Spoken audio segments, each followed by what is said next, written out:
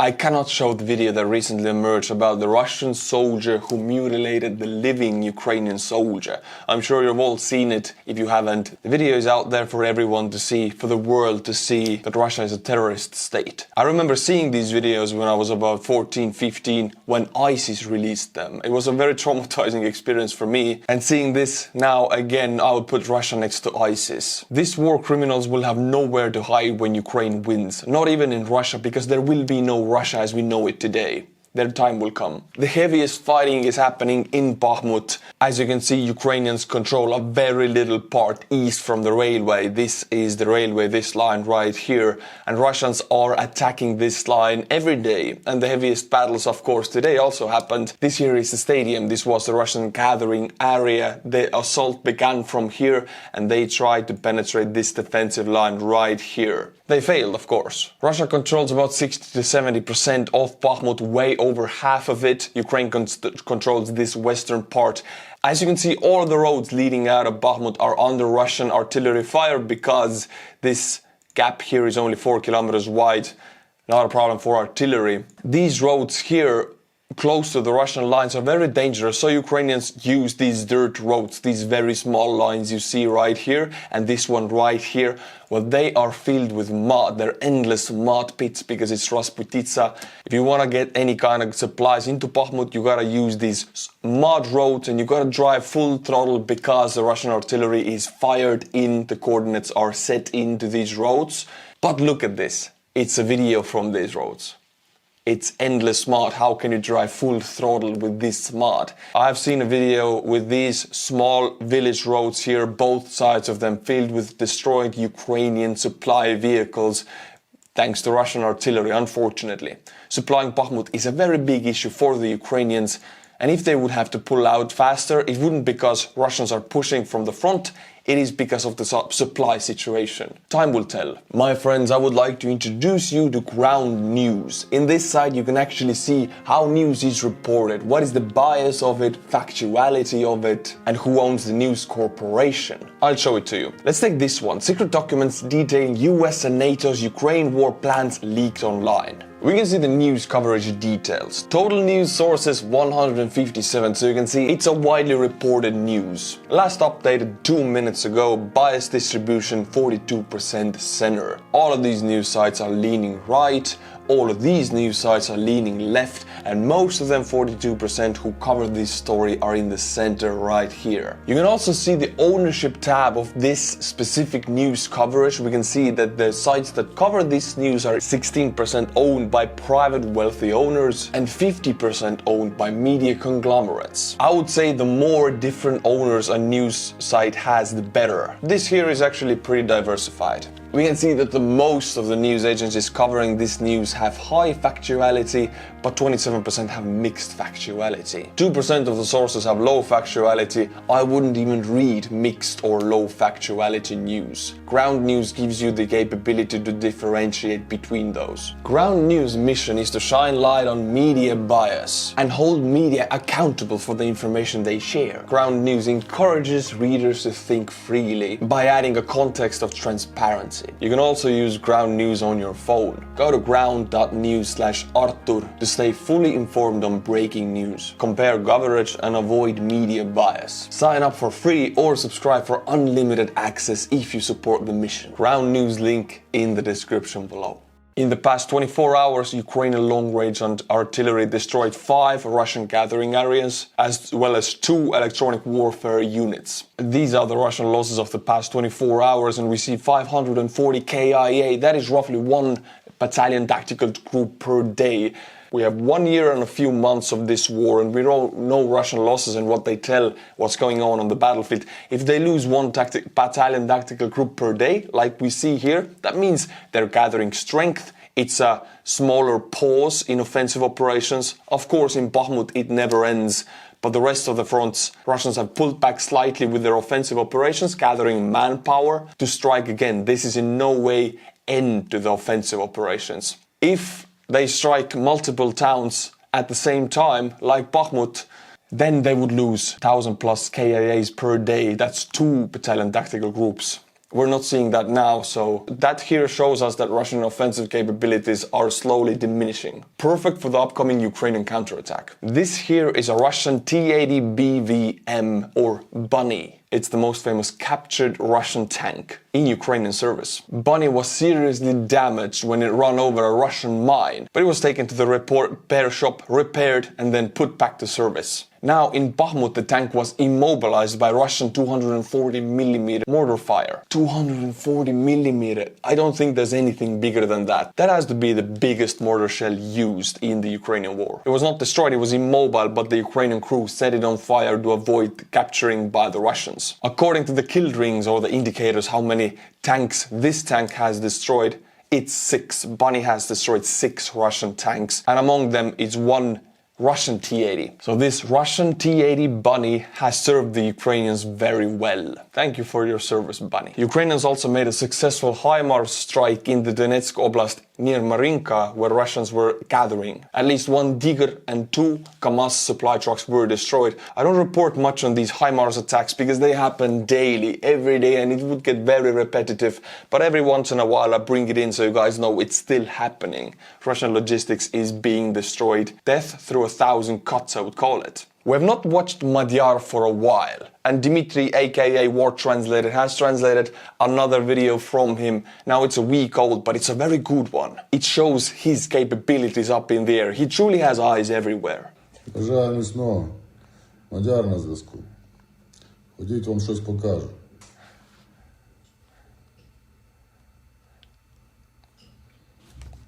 Як вам ракурс? До кожного крісельця. Such detailing. He's probably flying one of these drones. You know what he reminds me of? Game of Thrones, the spider, you know, the spy master. He reminds me of that. He has eyes everywhere. He's like manipulating his spies or drones. He has birds, as he calls them, birds in the sky, eyes everywhere, and we see it now.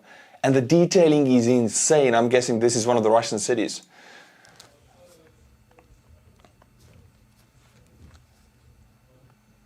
Okay, it's Donetsk. Look, Donetsk right here, and he's just flying over the Russian zone, right, the Russian occupied zone, with impunity, with such detail, seeing everything. Russians cannot hide anything away from him. Так, це наш український Донецьк, котрий рік захоплений. Yeah, it's a Ukrainian city. Such detail. Але загарбник мусить пам'ятати, що ми дуже близько.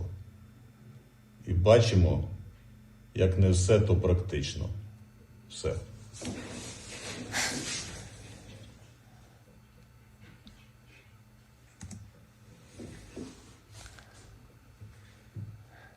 До дрібничок. Yeah, this is great detail. He could almost make out a person's face with this. Almost. Identify a person by flying very high above. Maybe the Donetsk authorities didn't even know the drone was up there. And if there's any gathering point here, gathering area, how could this go unnoticed? Так що, хробачня, будьте готові.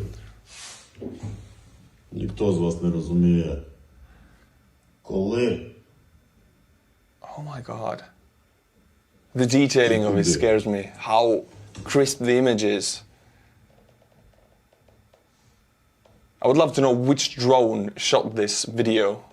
Не для вас, хробаки, та арена будувалася. Та й місто в цілому. Але впевнений, наступить час, коли над цим містом заморіє жовто-блакитний прапор, а над стадіоном заграє український матч, український гімн, в котрому будуть приймати участь українські футбольні команди. За куточок та шпариночку. That, a tank discovered, right? Now, of course, if it's in Donetsk city like that, Ukrainians have no way of attacking it, maybe with a kamikaze drone only, which is very precise, but in a city, you know, you don't want to be attacking single tanks like that. There could be casualties with the population. But the fact that they see everything, there's no hiding. I'm sure this tank crew has no idea that they're being monitored in such detail. They're just chilling, right? Oh, we're in Donetsk, it's safe. We're not on the front line. No. Gives us some idea about the Ukrainian drone warfare ability, the army of drones as they call it actually. Local Russian authorities in the oblasts that border with Ukraine have announced that they will cancel the 9th of May festivities, the celebrations. We're talking about Crimea and Bryansk. It might sound not important to you, but I have to illustrate how important this is. 9th of May for Russians is not the same as 8th of May for Europeans, the end of Second World War, Victory Day, День Победы. For Europeans, yes, we celebrate it, but for Russians it is the most important day of the year, more important than Christmas, more important than New Year's. It is their holy day, it's almost religious how they celebrate it. It's like this new neo-Russian religion of День Победы. The Victory Day, the parades that happen every time. And if this is cancelled, for Americans I would illustrate if you have to cancel 4th of July because of Mexico or because of Canada. I know this example doesn't make sense for you because Americans possibly have not felt the threat in their country like that. If Russians cancel their 9th of May celebrations, this is an insane Stratcom victory for Ukraine. This is Ukrainian goal. That means the Russian bordering oblasts with Ukraine are afraid. They don't feel safe. They feel the war. People feel the war. They cannot ignore it. Ukrainian businessman Volodymyr Yatsenko, the co-founder of Monobank, has declared a competition. He will pay $500,000, $500,000, to any drone manufacturer who can land their drone in the Red Square during the 9th of May celebrations in Moscow. Some companies have already accepted the challenge. If a Ukrainian drone lands with the Ukrainian flag during the 9th of May parade in Moscow, this is a huge Stratcom victory for Ukraine and a huge loss to the Russian anti-air forces and Russian military in general if they cannot take down the drone. And I think it's possible. This is American Oshkosh mine-resistant ambush-protected vehicles in service in Ukraine. I didn't know Oshkosh was sent to Ukraine. I missed that, I guess. It is unspecified how many were donated. In the last 8-packet US pledged 289 MRAP vehicles for Ukraine. I guess some of them are Oshkosh. Oshkosh is the new Humvee. The Humvee has served United States Army for generations, I would say, and now it's time to change it. So let's watch a short video illustrating how good or bad is this new Oshkosh. Oshkosh MATV. The Oshkosh MRAP all-terrain vehicle, or MATV, is a tactical wheeled armored vehicle. It was specially developed to be used by the U.S. troops in Afghanistan. It is worth mentioning that the previous MRAP vehicles fielded in Iraq often proved too heavy for Afghanistan roads and mountainous terrain. A request for a new vehicle. This vehicle seems extremely heavy. It seems bigger than the Humvee, wider, bigger. In every way, the wheels are bigger. It seems more intimidating and powerful, so I would guess it weighs more. I don't know. Was issued in 2008. The Oshkosh defense beat out several competitors and received an initial order for 2,244 MAT versus 2,000 vehicles. How many Humvees have been produced? I think tens of thousands actually. So if they move to this vehicle, this is a huge contract. If Oshkosh really gets it for the entire US Army, Marines, everything, I think we're talking about over 10,000 vehicles, maybe more. This could be the MRAP for the next 30 years, who knows? This is why it's so important. A follow-on order was awarded for additional 1,700 armored vehicles. Later, an additional 352 MRAP vehicles were ordered, bringing a total to 4,296. Even more vehicles may be procured as funding becomes available. The first vehicles were delivered to the U.S. Armed Forces in 2009. In 2012, United Arab Emirates ordered 750 of these military vehicles. Armor of the MATV was developed in cooperation with Plazan. It incorporates current MRAP level protection. This new blast-proof truck provides protection against roadside bombs that remain a major threat for the U.S. forces in Afghanistan. Vehicle has a crew of... So it's specifically the bottom of it, I guess, if it's MRAP, right, it's supposed to be IED proof to a level. If you're inside the vehicle, you should be feeling safer than inside, let's say, a BMP-1 or 2, where Russians always ride on top of them because the bottom of the vehicle, you know, manpower is disposable in Russia. I guess they don't care about it, the bottoms are weak, but I'm guessing, I don't know, that this bottom of the vehicle is very strong, capable to take the blasts with the crew surviving. 4, plus the gunner. It offers payload capacity of 1,800 kilograms. The Oshkosh MATV can be fitted with remotely controlled weapon station, armed with heavy machine gun or automatic grenade launcher. The Oshkosh MATV was derived from the Medium Tactical Vehicle Replacement (MTVR) platform, which is already in service. The MATV incorporates rugged and durable automotive systems. Vehicle has an independent suspension system. It is lighter, more mobile, and maneuverable than previous MRAPs. Vehicle is powered by a Caterpillar C7 diesel engine, developing 370 horsepower. The MATV has a full-time all-wheel drive. The Oshkosh MATV can be airlifted by the C-130 Hercules transport aircraft, CH-53 or CH-47 helicopters.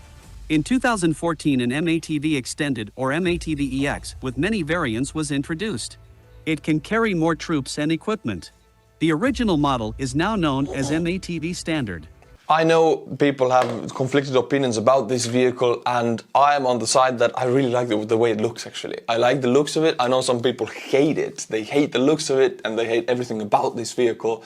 As much as I know, which is quite limited, I like it. If it delivers everything more armor, more speed, more room for personnel than the Humvee, more maneuverability, I think it's better. Of course, it comes down to the price also. I'm guessing this is a lot more pricier than the Humvee. If you have any experience with, I know a lot of US military personnel is watching and you guys have experience with this vehicle, put it in the comments. Let's educate everybody here. To illustrate how successful Ukrainian information operations have been, information warfare has been, we are seeing, look at these satellite photos, we're seeing insanely huge trench line in this area right here, north from Armyansk.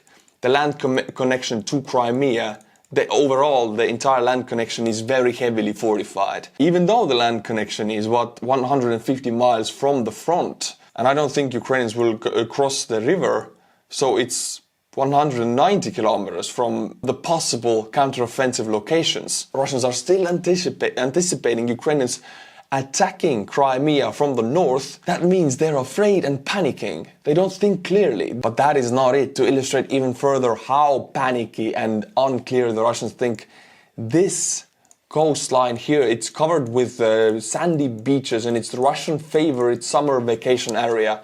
Well, another victory point for the Ukrainian Stratcom. Summer tourist season is cancelled for the Russians. They have been using Crimea for hundreds of years. Back in the Tsar time, this was their favorite summering area. People all over from Russia went to these beaches. Well, look at these photos. They're covered with trenches now. As if Ukraine could do from Odessa the D-Day. That is what the Russians are expecting, but Ukrainians don't have the naval capability to transport these troops or the aerial capability. And Russians are still digging trenches, pouring resources and attention into it. That means Ukrainian info ops has been so good that Russians are afraid of air. Another point to the Ukrainians. To illustrate it even further, let's watch a video from the Crimean beaches where Russians will no longer be summer vacating. Sandy beaches, right? And we see trenches, we see sandbags. And behind there, look, you can see these sun visors, I don't know how you call them in English, for tourists or for people who come to rest here, to have a beach vacation. It is cancelled. People are running away from Crimea. Russians are running away because they're afraid, and that's the Ukrainian goal. That's the first step in taking back Crimea, getting rid of this Russian population who Ukrainians don't need. They are expecting a Ukrainian D-Day from this water. These are facing the water. They're expecting an attack from this water, from the beach, from Odessa. I mean, they're delusional. I would be very glad if Ukraine had this capability. They don't. But here we see those trenches. All I can say is well done, Ukrainian Information Operations Unit, whoever is spreading the information. They have sown the seeds of fear into the Russian mindset in Crimea. They're afraid of every little, that. All these trenches I showed before, they are from Crimea. They're fortifying everything except for the Russian side coastline of Crimea. Notice the dragon's teeth. Russians love them. They're mass producing them and they're putting them all over the place. But the thing is, we already have pictures, sources in the Russian army. We hear that these dragon's teeth are falling apart. Literally falling apart. They're made out of concrete and the concrete is made in Russia. It's poorly made as most things in Russia. So they don't stand the rain and the sun, and the mixture of those two is breaking up the dragon's teeth. They don't work if you ride over them and they crumble away. And that's what we're seeing. So I'm afraid these dragon's teeth won't be very efficient. Another United States intelligence document leaked yesterday. This document outlines the 4 possible scenarios that would change this war drastically. Change, they mean it would gear Russia up for a full mobilization, full war, or it would bring both countries to the negotiating table. These 4 scenarios that leaked, according to US intelligence, are death of Volodymyr Zelensky, death of Vladimir Putin. Both of these cases would bring both countries to the negotiating table or accelerate this war even further. The removal of the current leadership in Russia, that would definitely bring Russia to the negotiating table. And the final scenario is Ukraine striking Kremlin, striking Moscow, which Ukraine has not done yet. I think this would definitely escalate this war. All of these outcomes are quite unlikely. That's what I think, at least. But I agree with the US intelligence that if any of these would happen, the war would change drastically from that moment immediately. There have been a lot of talks about the leaking documents of the US intelligence. Now, here's my 2 cents on it. You have to view who is this document benefiting. The last leaked documents about the Ukrainian upcoming counteroffensive and their capabilities. A lot of people say that this is a Stratcom failure for the US and the victory for the Russians, but there's a real possibility that the US actually leaked that document on purpose, because this document also sows fear into the Russian mindset, because there's information in there that the Russians wouldn't believe unless it's leaked and it comes from a real source, comes from, a secret source. That gives it credibility in the Russian eyes. And there are some capabilities mentioned that frighten the Russians in there. So I'm not saying it's the case. I'm saying there's a potential that these leaked documents are done on purpose. What do you think? Put it in the comments. Now we watch a video that talks about the Russian economy, but not directly. I'll connect it to the economy for you. Военный налог на время военной операции, ввести военный налог. Несколько процентов, 2-3% к налогу на доходы физических лиц. Это что, не... So Russia wants to impose a military tax, 2 to 3% of the income. That is quite a lot, actually. They will gather a lot of money with this. But let's translate it, take this sentence or initiative into pieces. If Russia would have a lot of money to spare, they would make a lot of money from oil export, gas export, they would never impose any new taxes. Putin wouldn't do this. Putin has a secret agreement with the people of Russia that he will improve their life if they will be apolitical. They don't put their nose into politics. Now this is Putin breaking this agreement. He will raise the taxes. He will take more money from the people. He wouldn't want to do this. This goes against what he has established in the last 20 years. If he's doing it really shows us what the Russian data is trying to hide, that the economy is doing incredibly bad.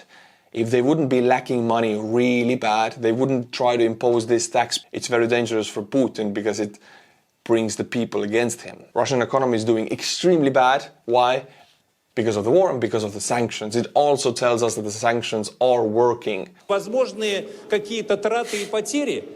Значит, цепсошная, понятно, вся аудитория, опасаясь принятия такого решения, значит, сейчас опять в очередной раз набросится на меня, значит, с хаем, гиканьем и всяческими такими. Я обращаюсь не к ним, да, не к блогерам диванным, я обращаюсь к мужчинам.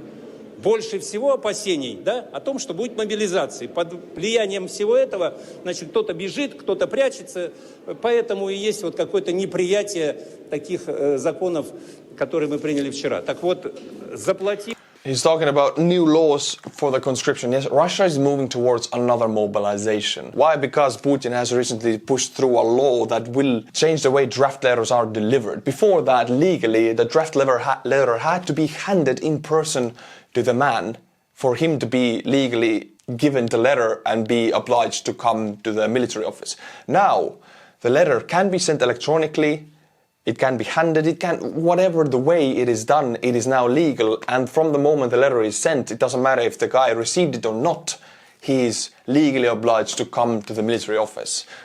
Also, from the moment the letter is sent, according to the new law, electronic letter, for example, the man who the letter is sent to is not allowed to leave the country. So these are big changes and getting Russian society and Russian government ready for the next mobilization. Otherwise, these laws wouldn't be made. I mean, it's obvious Russia is moving for the next big mobilization. This new law indicates the generation of electronic databases of military-aged men in Russia, which they didn't have before. How? In the 21st century, they relied on paper. Each military office had like a 20 years old paper packet, and military offices were burned, so these papers were gone. The mobilization went to hell. In the next 4 to 5 months, maybe half a year, we will see another Russian mobilization. That's my prediction. 1000-2000 в месяц. Вот эта многомиллионная наша армия военнообязанных и просто находящихся в возрасте, там, скажем, до 40-50 лет мужчин решит. If you like my channel, if you like the videos I make, become a patron, tier 10 and above, and I'll be butchering your name. My friends, until my next video, Slava Ukraini!